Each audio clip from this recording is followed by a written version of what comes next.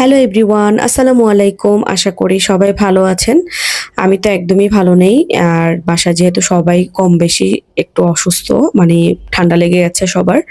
বয়স শুনেই আশা করি সবাই বুঝতে পারছেন। আর আমার জন্য সবাই একটু দোয়া করে দিবেন। আমার অ্যান্টিবায়োটিক চলতেছে, মানে এত ঠান্ডা লেগেছে।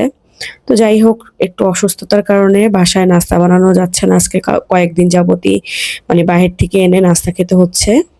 তারপর এই যে ছোট ছেলেকে গোসল করিয়ে দিলাম। আর আজকে যেহেতু স্কুল আছে, সানডে, আর ওকে বাহির থেকে আনা মানে এখানে স্যুপ ছিল, সেই স্যুপটা দিয়ে ও খাচ্ছিল সাথে একটু ডাল দিয়ে। তারপর আমি একটু রান্না করার জন্য সব গুছিয়ে নিয়েছি। একটু গরুর মাংস রান্না করব, এর জন্য পেঁয়াজ বেশি করে দিয়ে দিয়েছি, একটু মোটা মোটা করেই কেটেছি। আর সব ধরনের মসলা দিয়ে একটু ভেজে নিয়েছি। এখানে আমি আদা, রসুন, পেঁয়াজ বাটা, ধনিয়া, জিরার গুঁড়ো সবকিছু, এখানে ১.৫ কেজি মাংস নিয়েছি। তো আমি ওই অনুযায়ী আমি সবগুলো মসলা দিয়ে খুব ভালো করে কষিয়ে নিয়ে একটু পানি দিয়ে দিয়েছি। আর মাংস তরকারিটা রান্না করার ক্ষেত্রে একটু মাংসর মসলাটা খুব ভালো করে কষিয়ে নিলে মাংসটা খেতে দারুণ মজা হয়।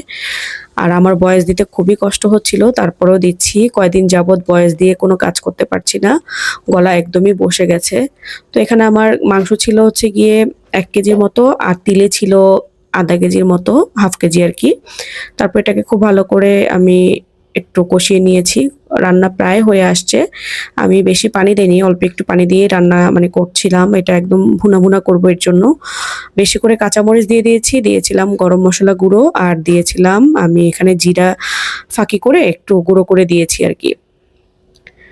এটাকে একটু হালকা ভেজে আরকি দিয়েছিলাম। এটাই বলতে চাচ্ছিলাম। তো যাই হোক, আমার মাংসটা কিন্তু রান্না হয়ে গেছে। মোটামুটি আমার অলমোস্ট ডান। এখন আমি স্কুলে চলে যাব। রান্না করে বাসায় রেখে তারপর বাচ্চাদের স্কুলে নিয়ে গেলাম। স্কুলে নিয়ে দিয়ে এসে বড় ছেলেকে নিয়ে আসার পথে সে বলছিল একটু টেস্টি ট্রিটে খাবে। তো তাকে একটা চিজ বার্গার নিয়ে দিলাম। বার্গারটা মজা ছিল, কিন্তু এই যে কেকের কি তুর্কিশ একটা কি কেক ছিল, খেতে একদমই ফালতু। মানে একদমই আমার কাছে ভালো লাগেনি। মনে হচ্ছে দুধের মধ্যে দিয়ে রাখছে কেকটা। এটা কখনোই আর খাবো না, চিন্তা করছি অন্য আইটেমগুলোও খাবো, ওগুলো ভালো। তো যাই হোক, ওকে নিয়ে বাসায় চলে আসার পর আমার ছেলে তো ৪টার দিকে চলে আসলো, ছোট ছেলে। ওকে নিয়ে খাওয়াতে বসে গেলাম, আর সে খুবই এক্সাইটেড। খাবার নাকি খুব মজা হয়েছে, তার কাছে খুব ভালো লেগেছে, খেয়ে বলছে।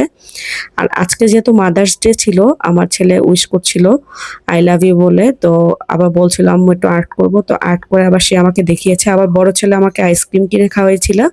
মানে খাওয়ানোর পরও মানে আমি সেটা খেতে পারিনি যেহেতু ঠান্ডা লেগেছিল। তো বড় ছেলে উইশ করেছে আমাকে, যদিও সেটা ভিডিও নিতে পারিনি, কারণ আমার ছোট ছেলেটাই একমাত্র ভিডিওতে আসে, আর ওরা ২ জন আসতে চায় না। ওরা খুবই লজ্জা পায়, এর জন্য আসে না।